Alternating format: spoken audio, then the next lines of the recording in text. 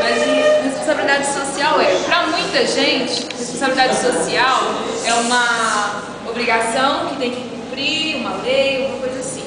Mas nós estamos procurando uma responsabilidade social que seja uma não discriminação, onde possa unir as raças, uma coisa, e respeitar isso numa boa, respeitar o meio ambiente, uma integração de família, o pai com o filho, um transporte para o funcionário, o bem-estar do funcionário, também incentivar a educação, patrocinando educação, esporte, e que tenha um ambiente de trabalho bom a oferecer para os funcionários. Esses dias eu estava comentando que muitas empresas fazem muita coisa lá fora, mas dentro dos seus funcionários, ela não faz responsabilidade social.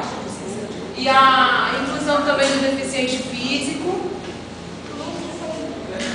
E muita gente que acha que responsabilidade social é só uma lei, obedecer e por causa do Lula. Na verdade não é.